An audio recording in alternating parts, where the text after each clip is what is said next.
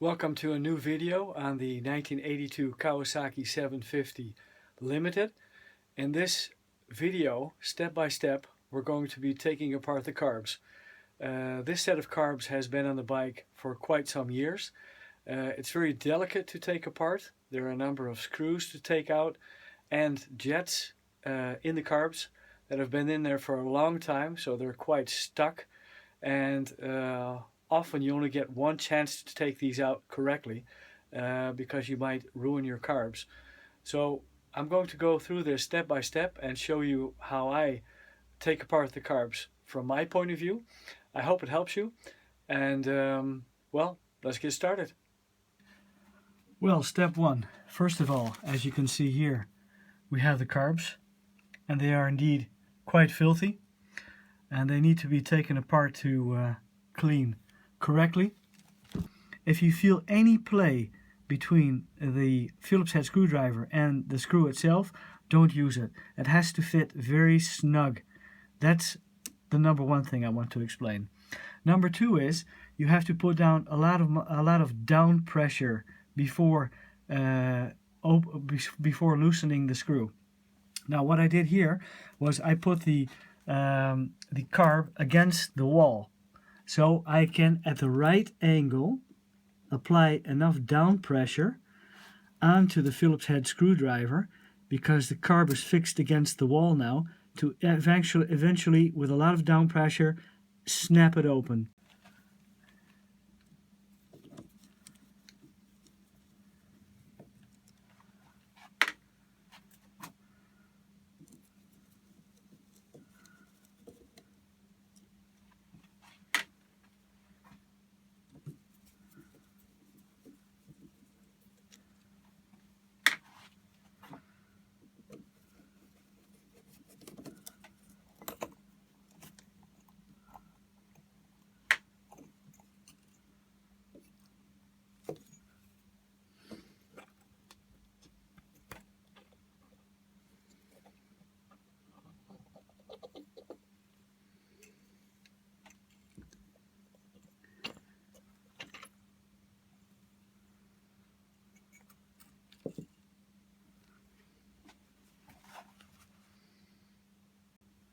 Well, as you've probably been able to see, some of them came off quite easily. And of course you have to be careful, because on each carb there is a spring, which you see here, which you can easily take out. There we have it. And you see that the diaphragm is actually in the recess of the carb, fitted perfectly. That's something that we have to take out very carefully, not to damage or put any solvent on the diaphragm. Interestingly enough, and this was you were able to see, I was trying to get off this cover here of number 2, and it wouldn't come off. And when it did come loose, you see that the diaphragm is actually completely stuck to the cover. And that's the other way around. It should be here in this recess here, and it should stay in the carbs when you take off the cover, like these 3 here. So we're going to be carefully taking off this diaphragm here, off this cover, taking out the springs.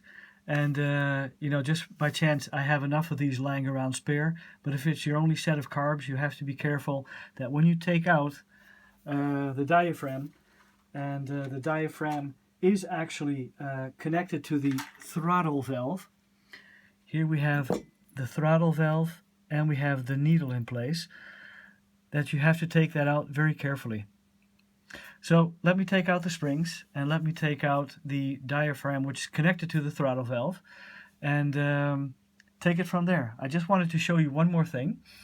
Every time that I take things apart, I make sure, of course, that I have my manual in place, because you never know when you need your manual. And of course a container to put in all the parts. Just a small correction to make. When you look at the carb correctly, this is of course carb 1, 2, 3, and 4. I just mentioned this was carb 2, but it's actually carb 3. You can actually get in between the throttle valve very carefully with 2 fingers. Carefully lift up the diaphragm and carefully pull the edges loose. There we have it. That's number one.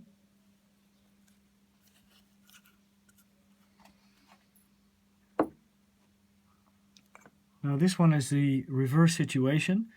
We have to loosen this one from the cover. So let's see if we can make a start somewhere without damaging the diaphragm. That's important. Here we have a start, and carefully, slowly peel the diaphragm away from the cover of the carb without damaging it. Okay, here we have the last spring and also the last throttle valve and connected diaphragm.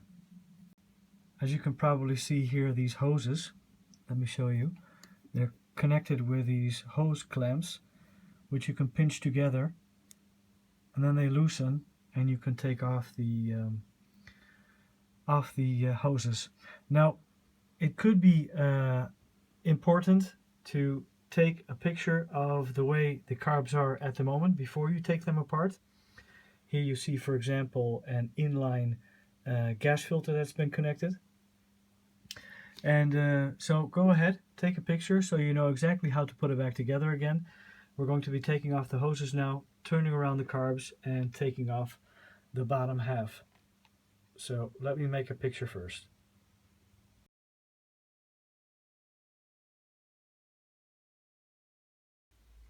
Right, these hoses have been on these carbs for quite some time, so it would be best to use them as a reference for the length, and actually just buy and cut new hoses. They have 2 diameters, so be aware of that.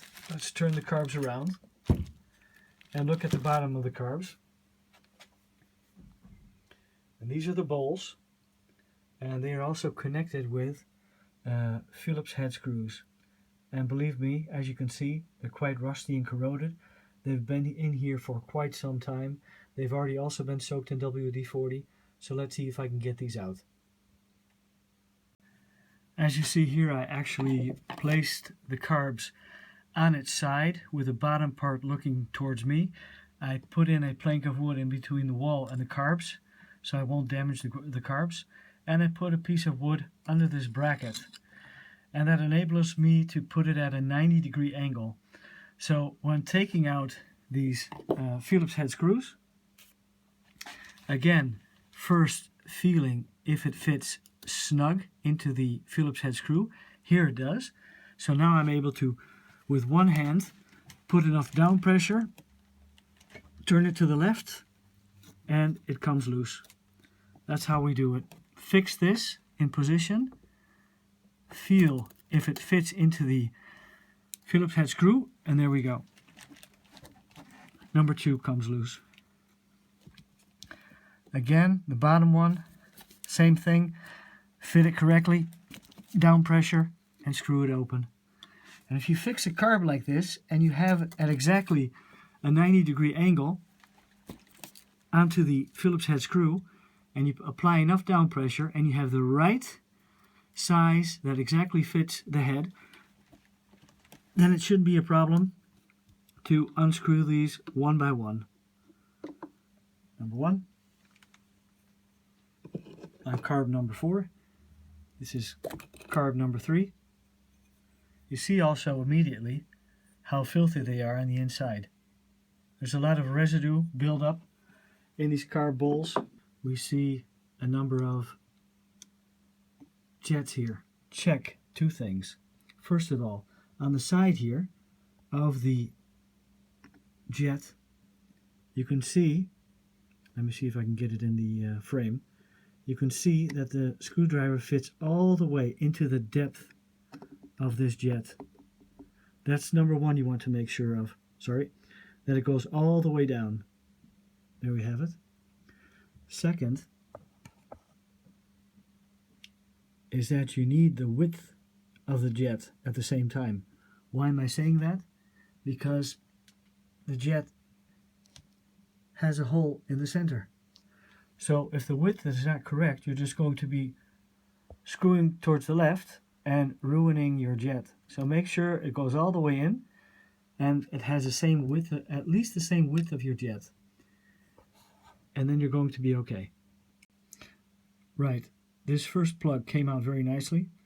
Here you see the black O-ring, and it's reasonably dried out, so it'll often get stuck in your carbs.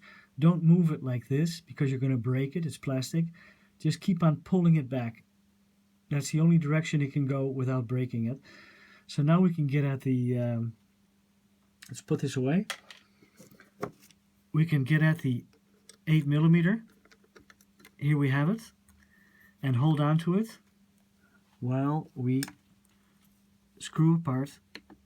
Make sure you fit the screwdriver correctly. Putting pressure. There we have it. It snaps. And here you can see, let me put it correctly here. We don't want to ruin this. See, it screws separately loose. Here we have number one. Let me put that away. Take off the 8mm wrench. No, I still have to loosen this a little bit more. There we go. Screw this one out. There we have it. Put that away. Now we'll tackle this one here. Again, making sure the screwdriver fits. This one fits all the way down. But let's see here. No, this one's not going to fit. So I need another screwdriver for this one. So each has their own size. That's not going to fit. Let me have a quick look to see if I have another screwdriver that really fits before I ruin this jet. Right, again, take your time that you have the correct screwdriver. Press it all the way down. And now we can easily screw out this jet. This is the only way to do it. Always make sure you have the right Phillips head or flathead screwdriver before you start. Otherwise you're going to ruin these jets. Once these jets are ruined inside here, they're very difficult to get out. So do it right the first time. I'm going to finish up taking out all the other ones here. And that's actually it for part one. In part two, we're going to be taking off these floats and all the different items involved. And we're also going to be taking out the needle jet. And I'll show you how to do that. And we'll start breaking down the rest of the carb and start cleaning them up.